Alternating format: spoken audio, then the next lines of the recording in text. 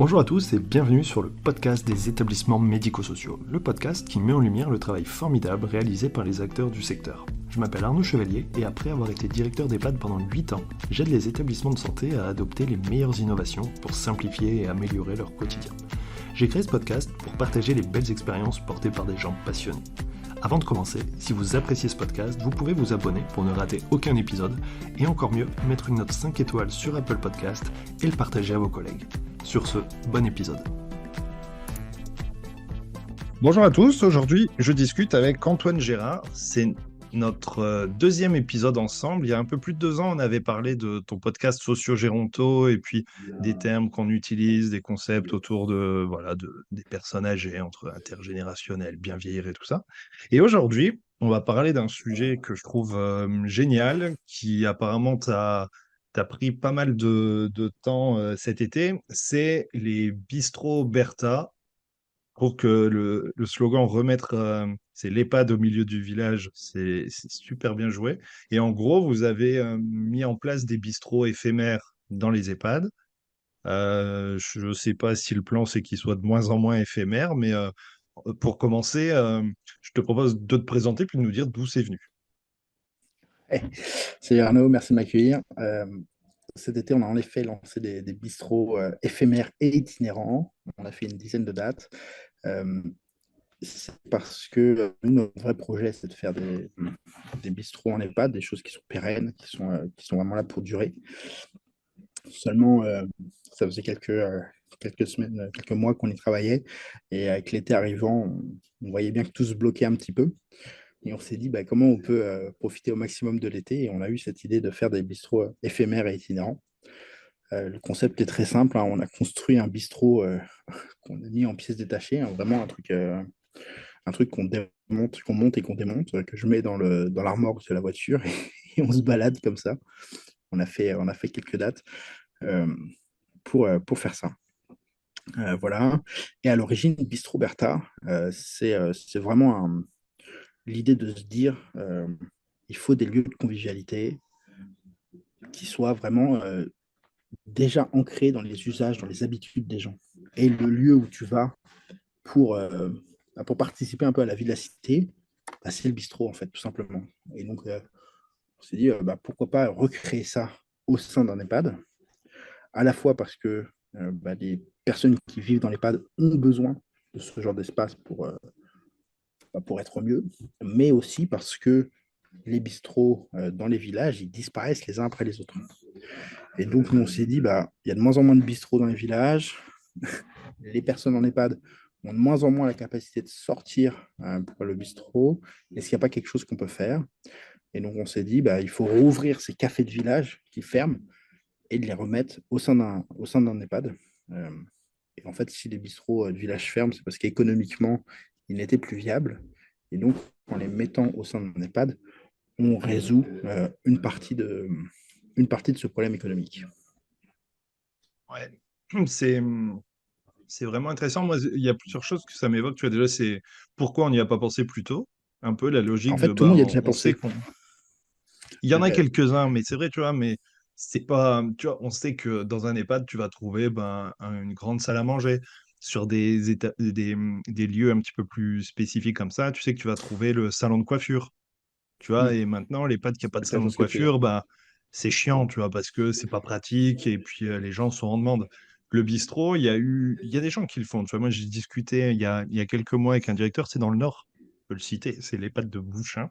Et en fait, le directeur, il me disait, mais on a mis, alors, bistrot, c'est un terme large, mais un espace dans lequel il y a une pompe à bière. Et il dit, ben, moi, je mets des fûts de bière. Et il dit, au départ, ben voilà, c'était un projet de reconstruction et tout. Et vraiment, ils l'ont mis au centre et tout ça, ils y ont pensé. Et il dit, au bout de quelques mois, je regarde un peu mes comptes et je me dis, merde, ça coûte un bras, quoi. On met beaucoup d'argent dans ces fûts. Et en même temps, l'animation, bah, ça n'a jamais été aussi dynamique, il n'y a jamais eu autant de. Lui il parlait plus des participants au niveau des familles, en disant bah, les gens ils viennent à l'EHPAD parce que bah, on trouve un truc cool, on boit un coup, on se pose, on discute, et ça fait vraiment ce fameux lieu de vie qu'on cherche toujours à mettre en place. Ouais, tu vois, Nous, là, on a ouvert les candidatures début juin. On les a fermées assez rapidement parce qu'on en a eu beaucoup. Euh, et parmi tous ceux qui ont candidaté, tous avaient déjà eu l'idée de faire un bistrot. Tu vois, on n'a rien inventé, hein. L'idée du bistrot, c'est l'idée la plus simple du monde. Elle n'a absolument rien de novatrice. Nous, ce qu'on apporte, innovant. c'est la réalisation réelle en fait de ce bistrot-là. Euh, Ça coûte un bras, tu viens de le dire. Donc nous, on a un système qui ne coûte rien à l'EHPAD, puisque les bistrots sont indépendants et autogérés. Juridiquement, c'est l'enfer. Ça nécessite vraiment des choses qui sont assez compliquées à mettre en œuvre.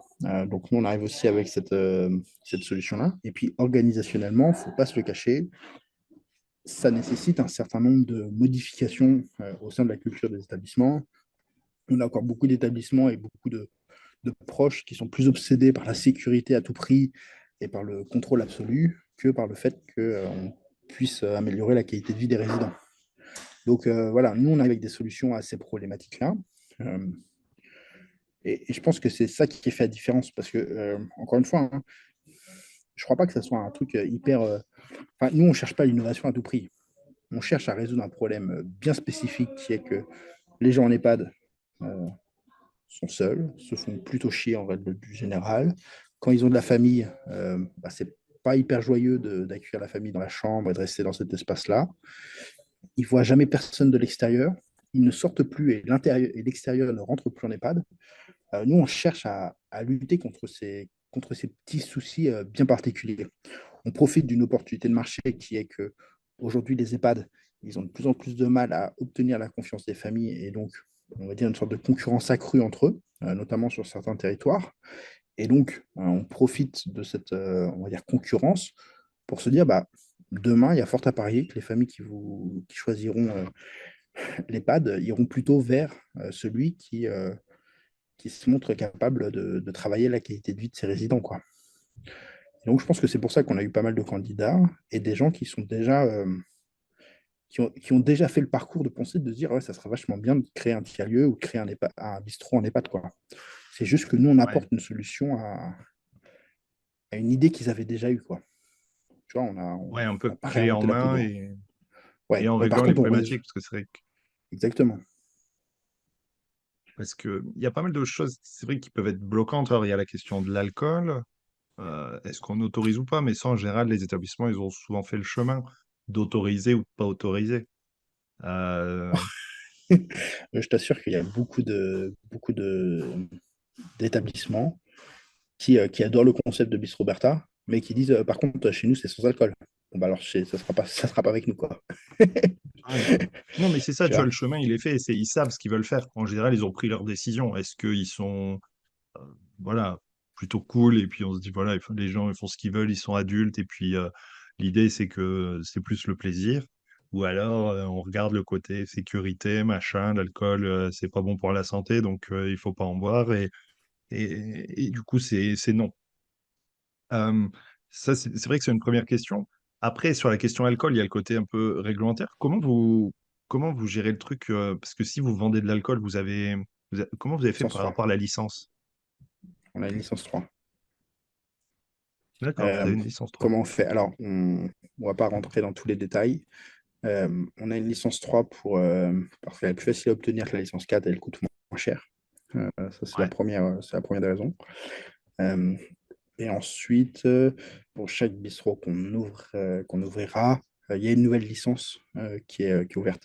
Les licences 4, on est obligé de partir des licences qui sont. Il n'y a pas de nouvelle création de licence 4. Donc, il faut réutiliser une licence qui est déjà accordée pour la reprendre. Et sur certains territoires, ça peut coûter très cher. Euh, ouais. En sachant en que plus, licence 3, je ouais, regarde en la différence direct. entre licence 3, la différence elle est très simple. Licence 3, tu as le droit de la distribution d'alcool, c'est un débit de boisson jusqu'à des Ouais, alcools à 18%. Dès que ça dépasse 18 degrés, et ben tu n'as pas le droit de les vendre. En licence 4, tu n'as pas de restriction par rapport à ces débits de boisson. Donc, en gros, la chose la plus épicée qu'on ait vendue, c'est du spritz, quoi. Donc, ça ouais. s'arrête là. Ouais, mais c'est largement suffisant. Je veux dire, le but, de toute façon, Et c'est d'aller boire le une but, c'est pas bière de ou un. s'enivrer, Voilà, hein. quoi. Ouais, c'est ça. Le Bah but, oui. c'est de créer un espace normal et un, On a testé là cet été, il y avait un concours de boules qu'on a organisé sur un de nos lieux, de proposer un pastis. On n'a pas dit que c'était un pastis sans alcool. On avait juste dit pastis. Alors, on n'avait pas le droit de faire du vrai pastis, donc on avait prévu un pastis sans alcool. Personne n'en a voulu. Ils se sont tous contentés d'une bière, en fait. Et Mm. peut-être qu'à Marseille, ce serait différent, mais là où on l'a testé, bon, ouais, il n'a même pas envie de ça, quoi. Donc, euh, Ouais. donc la Non, et licence puis quand nous après, suffit, et c'est... puis elle est plus facile à obtenir. Ok, donc il y a quand même la notion de licence, c'est intéressant. Ouais. C'est Après, intéressant. sur Et le puis oui, commandement de après, alors une timbre, fois qu'on a réglé ça, après c'est le côté pratique. Et puis du coup, le fait de faire venir un tiers, ça règle aussi la question de, alors si on est surtout si on est public, mais de devoir aussi gérer, parce que l'argent en fait, parce que quand vous bonne installez un question, ça. bistrot Berthold, les résidents payent leur conso. Paye. Absolument. Et c'est hyper important. Euh, Je suis d'accord. on veut que les résidents payent leur consommation. On veut leur redonner ce pouvoir de choisir ou non. Il n'y a pas de souci s'ils veulent juste un verre d'eau, mais on veut qu'ils aient ce pouvoir de consommation. Alors, on a des tarifs qui sont hyper abordables, hein, tu vois. Mais, euh, mais ce retour à la maîtrise de l'argent nous semble absolument indispensable et une partie essentielle du projet. Euh, Mm.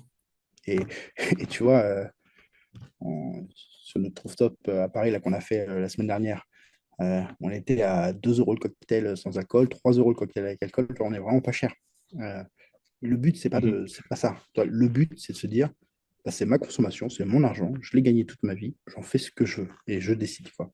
Et ça, c'est hyper important pour nous. Alors, certaines familles ne comprennent pas, ont peur, etc. Ok, là, on n'a pas le temps de convaincre tout le monde. Nous, on a une machine à dérouler, on la déroule. Euh, mais c'est un principe sur lequel on ne transige pas, quoi. Non, c'est clair. C'est un sujet que j'ai abordé récemment dans un épisode, je pense qu'il sera sorti sur, oui, comment on rend en fait l'accès aux personnes fragiles, en fait, âgées, en situation de handicap, peu importe, mais comment on rend aux personnes l'accès à leur argent. Et c'est vrai que d'un point de vue liberté, d'un point de vue respect de la personne, euh, c'est, c'est un peu presque le même combat que la question de l'alcool, se dire, bah, en fait, si les gens ils veulent, il faut, voilà, faut faire attention, et puis c'est pas si simple. Mais à un moment, être complètement opposé et hermétique, de dire ben, vous pouvez plus avoir accès à votre argent parce que ben, vous avez des troubles cognitifs, voilà, ou vous avez des difficultés, donc plus rien, puis vous buvez plus d'alcool, puis vous faites plus ci, puis vous faites plus ça, et puis en fait vous faites plus rien, quoi. Exactement. J'ai même envie de dire, hein, moi, la question de l'argent, pour moi, est plus importante que la question de l'alcool, quoi.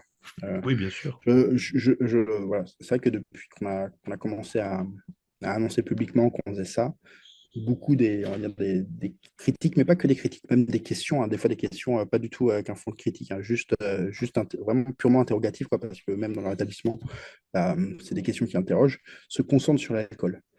Euh, et j'aimerais que ça se concentre beaucoup plus sur la question de l'argent, mais ça se concentre sur l'alcool. Et je trouve que la question de l'argent est encore bien plus importante parce que euh, là, il est question d'acheter de l'alcool, mais juste le fait que bah, cet argent, ils l'ont gagné, ils en ont la possession, et puis l'autonomie, c'est pas un interrupteur on-off, tu vois. C'est quelque chose qui se travaille et qui doit se réapprendre et qui peut se conserver. Bah, je pense que voilà, c'est un bon moyen d'entraîner cette capacité à la prise de décision que de, que de laisser un peu d'argent et la capacité de s'en servir. Oui, bien sûr. Même si ça reste un sujet compliqué à gérer, mais c'est important de Après, pas être. il y a la question de l'argent et il y a la question des pièces, qui est deux questions en fait différentes. On a des résidents qui, euh, qui veulent utiliser de l'argent, mais dont la gestion des pièces, savoir où je les ai rangées, savoir combien je donne, etc., peut être difficile. Donc là, on peut aussi avoir des astuces qui permettent de contrôler ça, tu vois. De mettre sur les factures, d'avoir une sorte d'acquisition de jetons au parallèle, etc. On peut trouver des astuces pour régler le micro-problème de la gestion de la monnaie ou du chèque, par exemple. On prend pas nous, on a refusé les chèques des résidents pour pas qu'il y ait d'abus et pour que ça soit très clair. Donc, tu vois, ça, c'est évident. Mais, euh, mais c'est une sous-question de la question de l'argent, quoi. Ah, c'est clair. Et du coup, vous avez fait comment? accès, vous avez fait une caisse avec de la monnaie ou justement des jetons, Ouais, un forfait? on a différentes choses. On a, on a eu trois manières dont les établissements, pour l'instant, ont géré les choses. Bon, déjà, il y a les pièces normales, mais au-delà de ces pièces normales, on a des équipes qui ont confié des enveloppes aux, aux équipes. On a des familles qui ont confié des enveloppes aux équipes en disant, bah oui, c'est une super idée, voilà, pour les 10 euros, il en fait ce qu'il veut, s'il vous fait un coup, il fait un coup, peu importe quoi. Donc on a une première gestion par enveloppe euh, qui a plutôt assez bien marché, ça va mettre une limite, c'est assez sécurisant pour tout le monde. On a une solution avec une sorte d'achat de bons en fait. Bon, bah voilà, chaque personne avait le droit à une, deux, trois boissons, tu vois, et donc nous on cochait, et la manière de payer, c'était d'expliquer le principe, et après de demander le nom à chaque fois. Je pense qu'on n'a pas eu de résident qui a donné le nom de sa voisine pour avoir plus de boissons, mais voilà, ça aurait été le seul abus possible, tu vois. Et ensuite, on peut remettre sur facture aussi. On a une résidence qui nous a demandé ça, en disant, bah voilà, on a des lignes de crédit ouvertes à chaque résident, donc on peut remettre sur leur facture si besoin. Et donc, certains ont consommé. Je crois que le plus gros qu'on a fait en 2 jours, il y a quelqu'un qui a consommé 22 euros, tu vois. Ça va pas très loin. Ça va pas très loin. Ok. Ouais, non, mais c'est carrément correct et c'est super intéressant. Alors, le deuxième sujet du bistrot, tu l'as dit, c'est si on prend la logique village, c'est l'endroit où on se retrouve, c'est l'endroit où on peut aller. Est-ce que, est-ce que vous avez pu faire venir des gens extérieurs à l'EHPAD? Parce que déjà, c'est super pour les résidents, c'est un moyen de voir les familles. Et dans la logique aujourd'hui du tiers-lieu, est-ce que vous avez pu faire venir d'autres personnes? Ouais, alors ça, sur le mode bistrot éphémère, c'est ce qui a été le plus difficile. Surtout qu'on a fait plein de lieux différents et donc on est un peu moins en contrôle de la partie communication. Euh, donc, il y en a sur lesquels ça a très bien marché parce que l'EHPAD a des très bonnes relations avec le territoire et a bien communiqué et on a l'habitude de faire ce genre de fête. Je pense par exemple à un EHPAD qu'on a fait en fin fond du Loir-et-Cher, dans une campagne vraiment perdue. Et en fait, il y avait une dynamique au sein du territoire vachement positive. Et on a des familles qui venaient même pas voir des gens, mais qui sont quand même venus participer aux choses. Là, on a vu aussi, là, on en a un autre bientôt, où on a un EHPAD qui fait sa kermesse et qui invite vraiment les écoles, les gens du quartier, etc. Je trouve qu'il y a une grosse communication et on attend beaucoup de monde. Euh, et donc là, la communication extérieure est plutôt bien faite et ça marche. Et puis, on a des EHPAD où la communication extérieure n'a pas du tout marché. Et donc, les seuls externes qu'on a eus, c'est des externes famille, en fait. Euh, et là, je t'avoue, c'est un peu décevant pour nous parce que le but est aussi d'ouvrir sur l'extérieur et donc on n'a pas tout à fait réussi. Euh, on avait pas mal communiqué sur celui qu'on a fait à Paris la semaine dernière, par exemple. Je ne sais pas quand ça va diffuser le podcast, mais on l'a fait mi-août. Et donc là, évidemment, on a eu pas mal de monde extérieur qui se sont en plus joints aux résidents et c'était très intéressant. Et c'est vrai que ça, si on a un enseignement à tirer un petit peu, euh, la programmation on va dire, d'animation ou culturelle, tu l'appelles comme tu veux, est quand même assez importante. Et surtout, la communication de cette programmation, c'est quand même important pour accueillir des gens de l'extérieur. Et comment vous avez fait? Est-ce que vous avez accompagné les établissements pour bien Ouais, communiquer? J'ai vu qu'il y a des supports super sympas sur Internet. Comment? Parce que c'est vrai que c'est bah, un peu toujours le nerf de la guerre, quoi. ouais, nous, on fournit les affiches, on fournit les cartes, on fournit tout le kit de communication, en fait.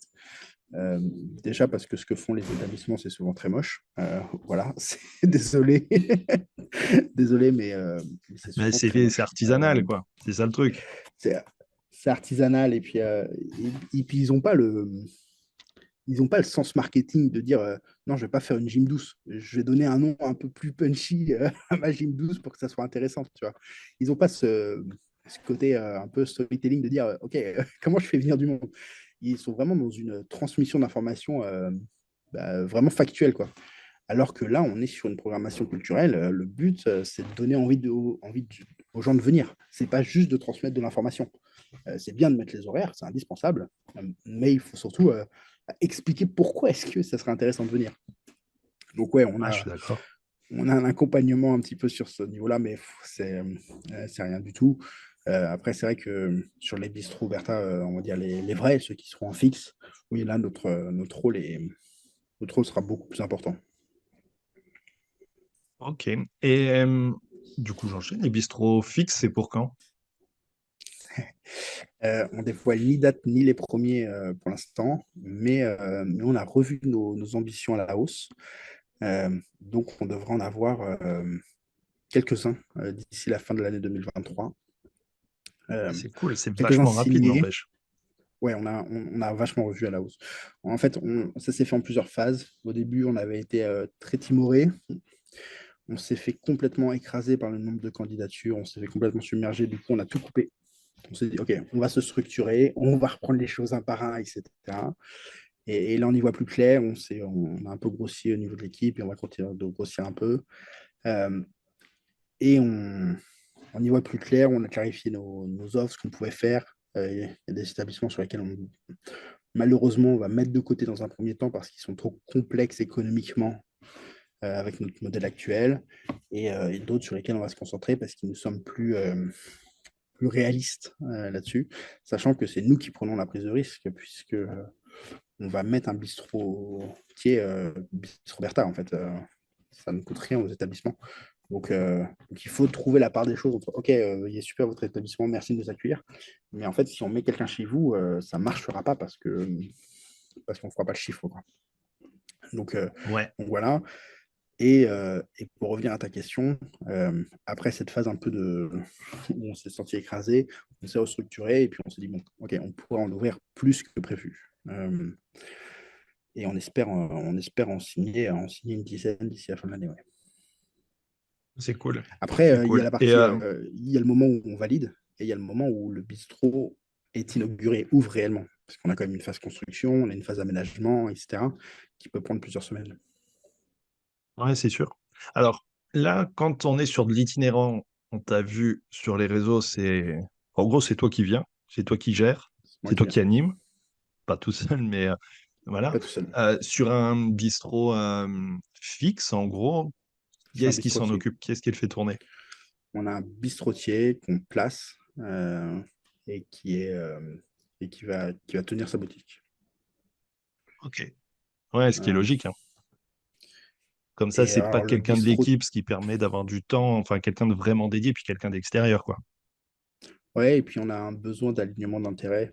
En fait, on gère quand même beaucoup de liquide, mine de rien. Donc il y a besoin d'un alignement d'intérêt entre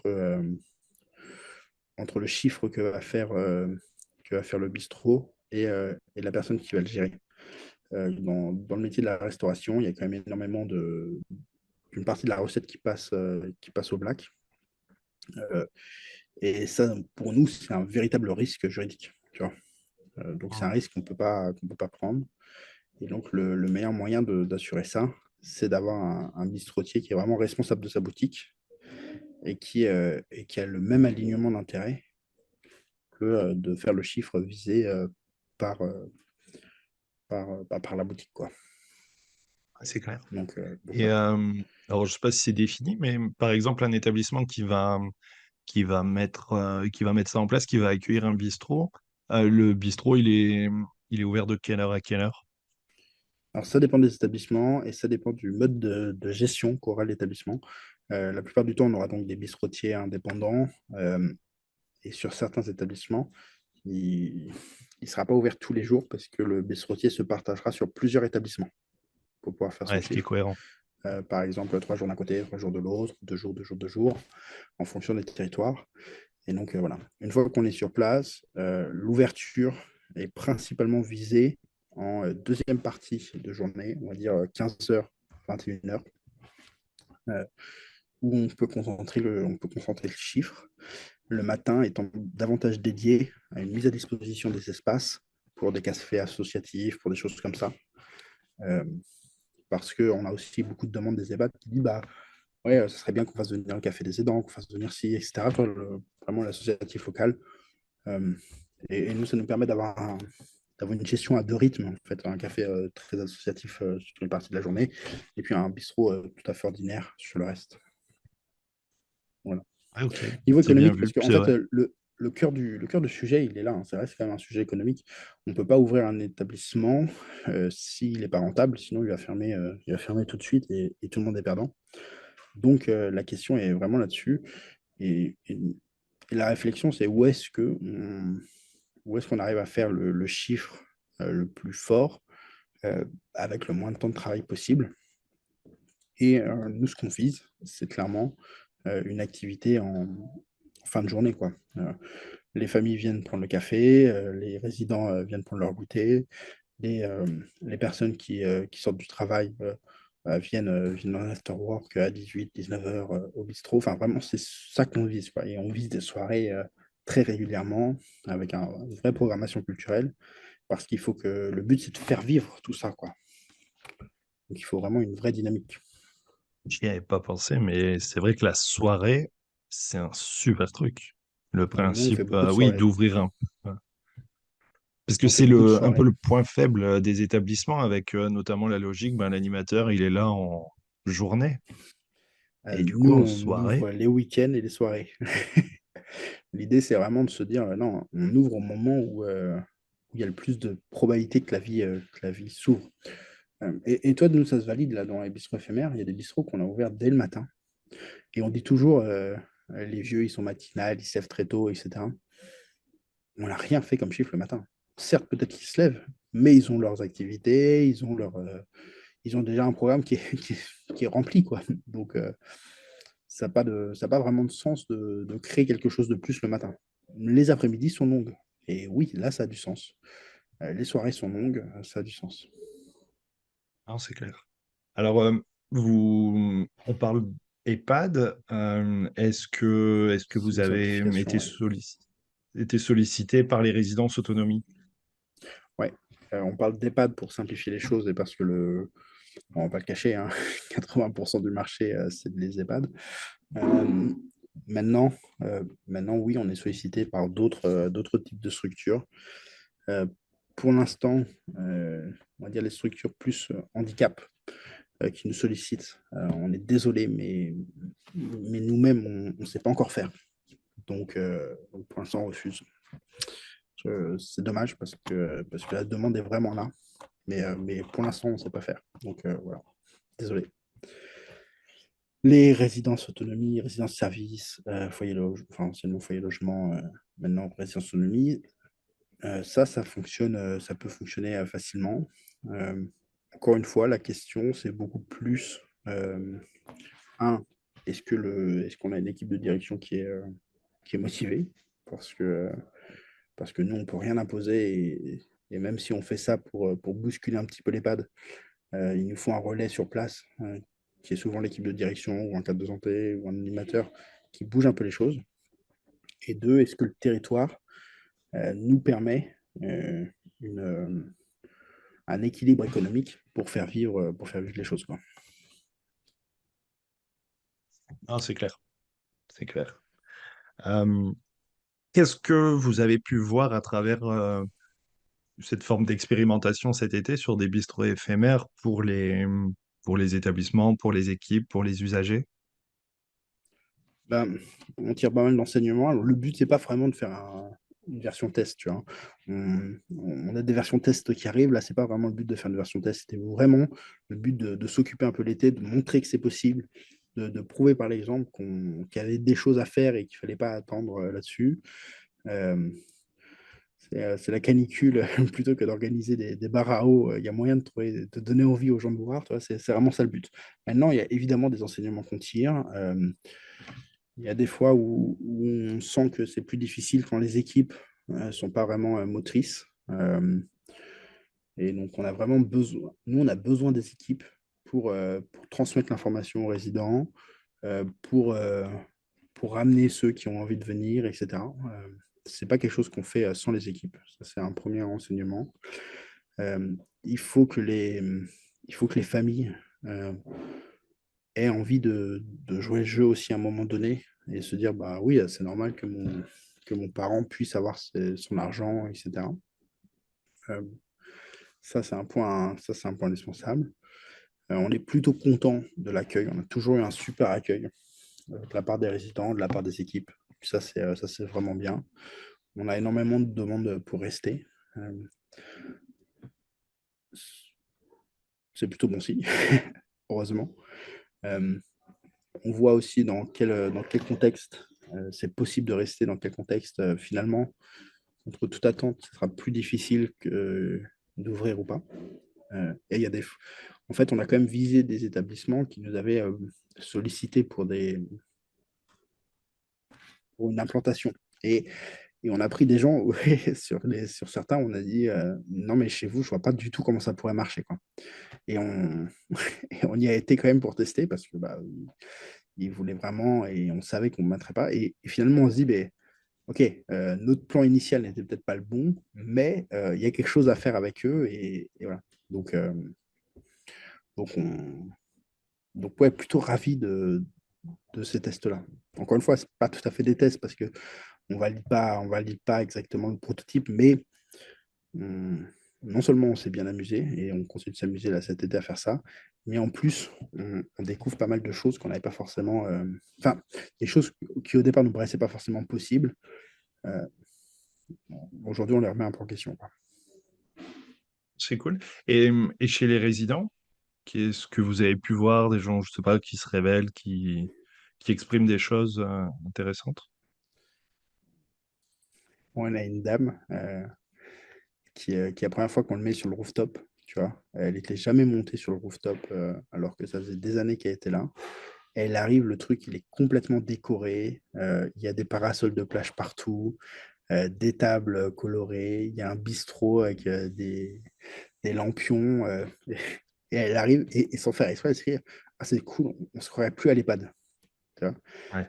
Et ça, bon, elle l'a verbalisé, mais pour beaucoup, c'est un peu cet effet-là. Tu vois. C'est bizarre, c'est pas l'EHPAD, quoi. Et ça, c'est exactement ce qu'on cherche à faire.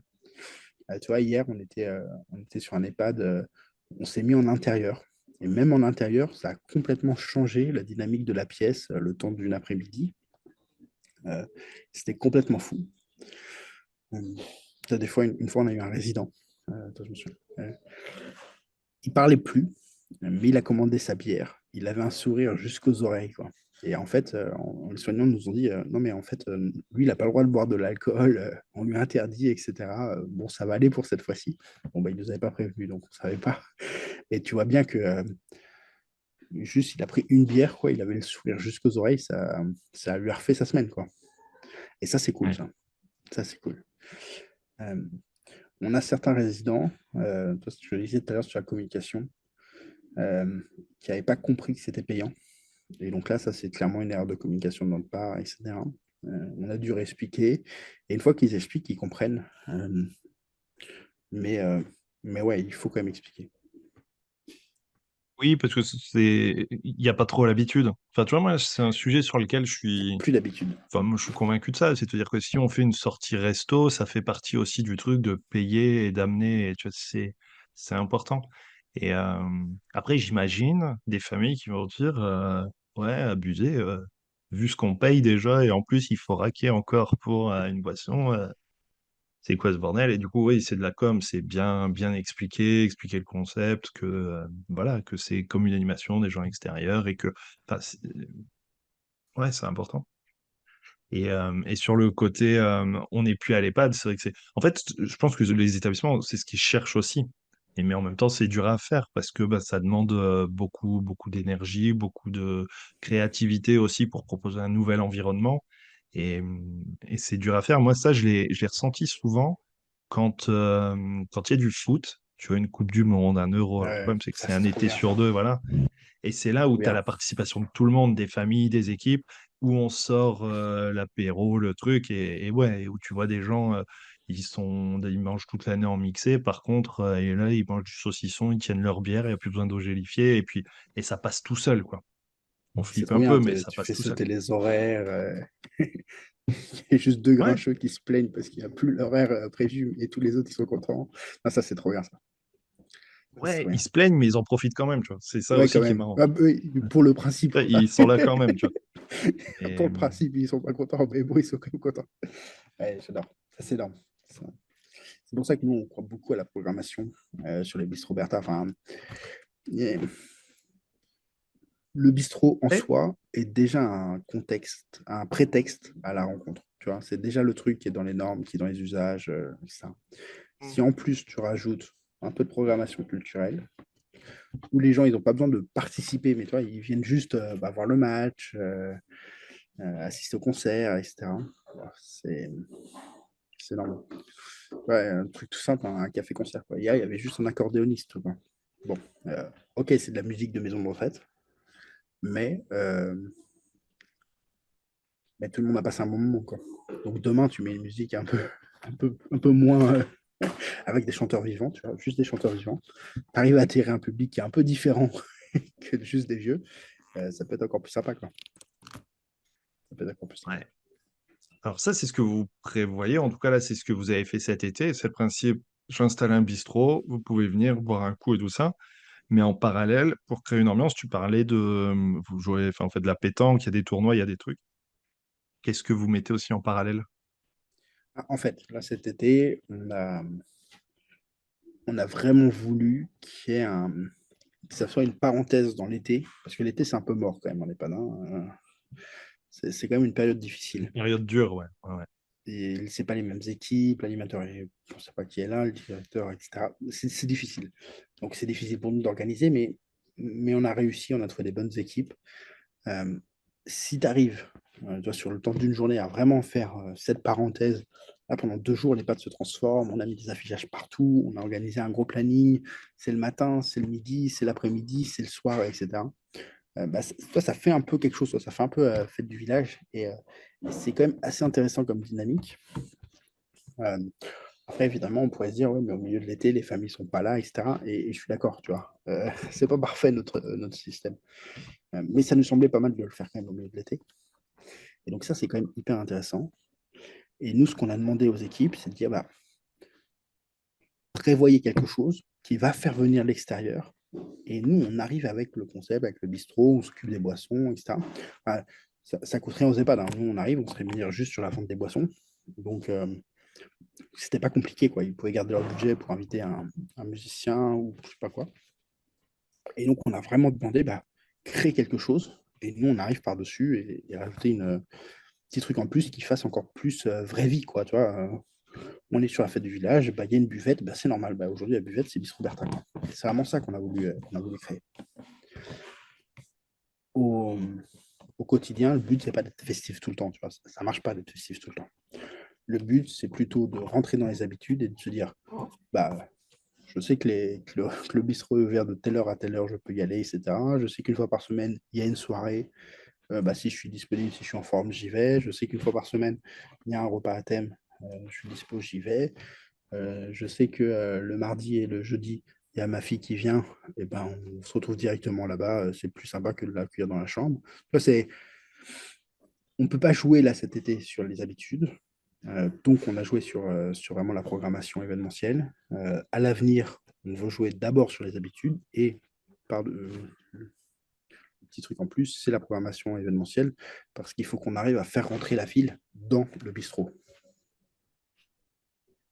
Ah non, c'est clair. Euh, ok, bah c'est. Ah oui, si, c'était ça ma question. Est-ce que vous avez prévu et comment on pourrait imaginer d'aller encore plus loin? Parce que là, c'est un bistrotier, c'est extérieur et tout. Ou alors est-ce que juste c'est un délire et ça n'a pas beaucoup de sens, mais d'impliquer les résidents dans pas forcément la gestion, mais il faut les impliquer plus dans le fonctionnement. Ok, nous on veut pas, clairement. C'est une posture de notre part, c'est pour ça qu'on a ce système à doubles horaires. On a un horaire plutôt le matin, tu vois, où le bistrotier n'est pas là, c'est plutôt un café associatif, etc.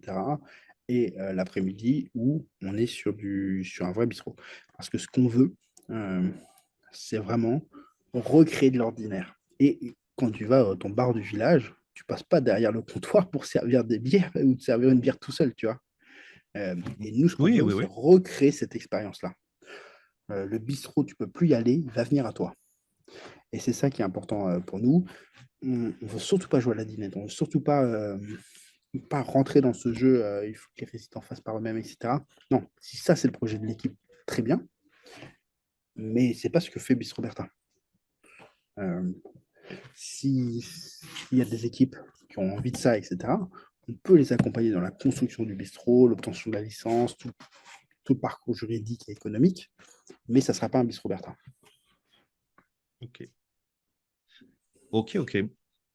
Si on a un établissement qui veut mettre en place un bistrot Bertha, qu'est-ce qu'il fait? Euh, et ben, le bistrot Bertin ne coûte rien aux établissements. Le but, c'est d'arriver, de construire un espace où on met un bistrotier qui soit rentable avec son chiffre d'affaires. Donc, on candidate et on a un entretien, on candidate sur bistroberta.fr et on a un entretien où nous, on va évaluer si oui ou non c'est faisable. En fait, la première discussion, c'est une question de faisabilité. Et donc, on a différents critères. Le premier critère, c'est quand même un critère économique. Euh, on- voilà. Si c'est pas rentable, si notre modèle ne fonctionne pas sur le territoire donné, bah, on ne peut pas faire grand-chose en attendant ça. Et typiquement, c'est le cas des établissements très petits. On a des établissements qui nous ont sollicités, qui ont 25 personnes. Bon, clairement, on n'y arrive pas. Voilà. On n'y arrive pas. C'est des choses sur lesquelles nos modèles ne sont pas encore assez matures pour trouver une solution. C'est des, Ça nécessiterait d'être là une demi-journée par semaine, mais il faut quand même pouvoir s'implanter, etc. Donc, ça ne tient pas. Ça ne tient clairement pas. Donc voilà, ça c'est le premier truc. On candidate sur Bis Roberta et on voit s'il y a un test de faisabilité. Ensuite, une fois qu'on a fait ce test de faisabilité, c'est nous qui le faisons, hein, on discute avec vous et nous, on va très vite voir si c'est possible. Si c'est pas possible, mais peut-être il faut qu'on approfondisse et dans ce cas-là, on passera vers une étude de marché ou c'est clairement impossible. Ensuite, il faudra choisir le modèle qu'on va prendre pour Bis Roberta. Des fois, on va construire dans un espace interne à la résidence. Des fois, il n'y a pas cet espace qui est créé. On va devoir construire une annexe mobile extérieure. Euh, et l'annexe, c'est très simple, hein, c'est une terrasse en bois ou avec un jardin, avec une serre au-dessus qui fait un peu jardin d'hiver, qui est une construction légère, mobile, qui est assez facile à implanter, mais qui nous faut l'espace. Et donc, on va dire en fonction de l'EHPAD, on va pouvoir choisir l'un ou l'autre. Et ensuite, si on va voir si on peut ouvrir à plein temps dans cet EHPAD, parce qu'économiquement, il y a suffisamment d'activités dans la commune pour que ça fonctionne ou pas. Et dans ces cas-là, si on a besoin de créer deux, trois EHPAD dans le territoire, bah, il faut qu'on les trouve. Et il faut qu'on trouve le bistrotier qui va pouvoir faire cette itinérance. Ouais, dans la logique de mutualisation, limite, c'est Ouais. plus simple, quoi. Si les établissements ils viennent avec leurs collègues en Ah, mode. s'ils viennent avec leurs collègues, c'est sûr que ça nous fait gagner du temps. Néanmoins, il faut quand même qu'on évalue la faisabilité des choses. Et donc, il n'y a pas besoin d'attendre que les collègues soient là pour lancer la démarche. Nous, on ira chercher les collègues derrière s'il faut, sachant que on, on a ce travail d'évaluation. Ensuite, on a vraiment ce choix sur OK, qu'est-ce qui va fonctionner sur le territoire pour qu'on puisse créer quelque chose de vraiment sympa. Par exemple, là, pour l'instant, dans nos discussions, on a beaucoup plus de demandes pour des terrasses qui sont beaucoup plus simples à créer que sur des bistrots intégrés. Et ensuite, il faut qu'on recrute le bistrotier. Euh, c'est pareil, le bistrotier, le recrutement c'est pas si facile que ça de recruter un bistrotier. C'est un métier qui est un peu perdu en fait. Il n'y en a pas tant que ça. Donc il faut essayer de le trouver. Pour l'instant, on a beaucoup de candidats, on va dire, qui sont des lacets du médico-social, tu vois. Mais qui doivent quand même acquérir un certain nombre de compétences qui n'ont pas dans leur parcours jusqu'à maintenant. Donc, voilà, il y a toute cette partie recrutement et formation à assurer. Ok. Bon. Eh ben, c'est Mais un, voilà, c'est c'est assez un simple, hein. super projet, hein. Merci. Ouais, enfin simple, tu vois, mais comme tu dis, en fait, il y a plein d'étapes sur lesquelles je pense que tout le monde à un moment a pu avoir l'idée et puis se dire, ouais, mais en fait, c'est chaud. Parce que C'est pour qui ça va qu'on le existe. gérer, où je le mets, l'alcool, les sous, le machin et tout. Et tu dis, ouais, bah, bof, on va faire autre chose, en fait. Que là, Exactement. vous avez l'aspect clé en main et puis ce modèle économique aussi qui marche bien. Enfin, je veux dire, À partir du moment où en plus c'est autofinancé et que ça tourne et que c'est quelqu'un d'extérieur et tout, c'est vrai que ça vous avez levé quand même pas mal de freins. On va pas le cacher, hein. Aujourd'hui, les ARS flèchent les subventions sur les PAI sont plutôt fléchées, les plans d'aide d'investissement sont plutôt fléchés vers les projets qui intègrent des tiers-lieux. Nous, on arrive avec un tiers-lieu clé en main sur lequel l'établissement n'a pas de gestion à faire, etc.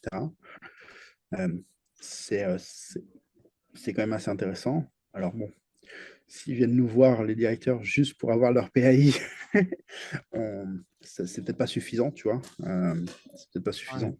Donc nous, on laissera voir.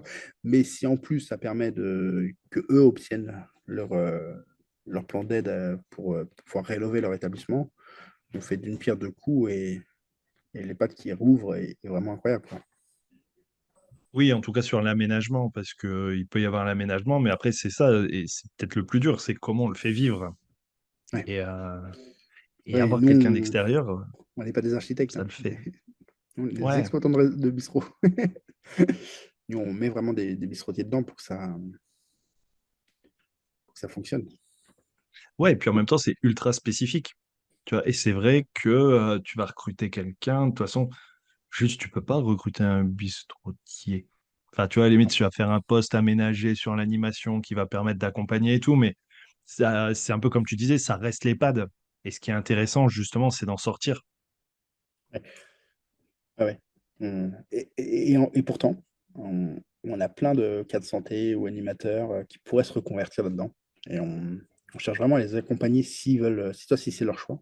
Mais par contre, nous, notre recommandation, c'est clairement que ça devienne des externes, quoi. C'est plus des gens qui travaillent pour l'EHPAD, c'est des gens qui travaillent pour le bistrot, Et c'est ça. pour Et créer qui vraiment sont une aussi bulle moins en dehors de rattachés. l'EHPAD. Ouais. Ouais. C'est notre recommandation. Après, encore une fois, il n'y a pas qu'un seul modèle qui existe, il n'y a pas que le nôtre qui existe. Et si demain, il y a il y a un EHPAD qui veut dire bah, moi, j'aimerais que ce soit mon animateur qui devienne le bistrotier la moitié du temps, bon, on verra ce qu'on peut faire, quoi. Mais, euh, mais ça ne nous semble pas suffisant de se dire on a la bonne personne, quoi. Pour nous, il faut d'abord partir du truc, ok, est-ce que le modèle est viable? Est-ce que je vais pouvoir l'ouvrir sur l'extérieur, etc. Passer tous les problématiques. En fait, le recrutement, c'est une problématique, c'est vrai, mais c'est la dernière des problématiques avant pas mal d'autres qu'on a à résoudre, quoi. C'est clair. Ok, bon, et ben il n'y a plus qu'à Il n'y a plus qu'à, ça sort contacter. très bientôt. Donc, Ouais. Oh, voilà, c'est. Non, mais c'est passer l'info parce que l'idée, elle est bonne. Après, il faut ouais, faire l'étude, voir si ça le fait ou pas. Puis surtout qu'il y a un projet au départ, parce que c'est le plus important aussi. Qu'il y ait une dynamique dans un établissement, qu'il y ait un besoin qui a été repéré et qu'il y ait une équipe qui a envie de porter ça. ouais, clairement, Nickel. c'est vraiment un changement de culture, quoi. Ce que ça vient faire dans l'EHPAD, ça a quand même bousculé pas mal de préjugés, de manières de faire, et ça fait du bien. Ça fait vraiment du bien. Moi, je suis plutôt convaincu. Merci Arnaud. Merci pour toutes ces infos. Et puis, bah, à bientôt. À très bientôt Arnaud. Salut. Merci d'avoir écouté l'épisode jusqu'au bout, j'espère que le sujet vous a plu et qu'il vous inspirera. Pour m'aider à faire connaître le podcast, abonnez-vous sur votre plateforme d'écoute préférée ou notez-le et partagez-le sur vos réseaux sociaux. N'hésitez pas à me contacter sur LinkedIn pour toute remarque ou proposition de sujet. Bonne journée et à bientôt sur le podcast des établissements médico-sociaux.